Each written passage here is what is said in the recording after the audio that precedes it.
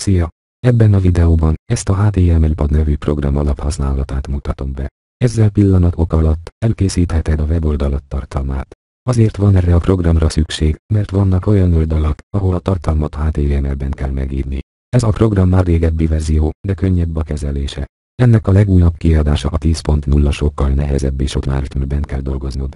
Néhány információ, mielőtt elkezdenénk a használatát. Ez a program úgy néz ki, mint egy Word szerkesztő program. Tehát lehet benne szövegeket írni, színezni, vetőméreteket váltani, aláhúzni, szövegigazítás, táblázat, keretek és még sok mást. Én most azt mutatom meg, hogyan lehet egy szöveget megformázni és ebből egy HTML forráskódot készíteni. Egyelőre begépeltem szöveget tettem bele és egy képet is.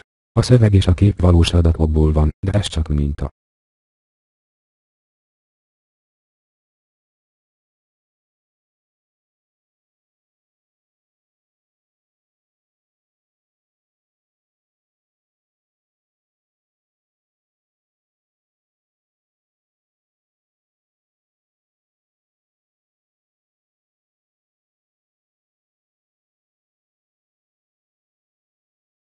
Ha kész van, akkor csupán csak F4-et kell nyomni és már látható a HTML kód, amit az oldaladra felmásolsz. Így néz ki. Ezt kell felmásolni az oldaladra. Fent középen a cím névtelen, azt írd át az oldal címére, amit készítettél.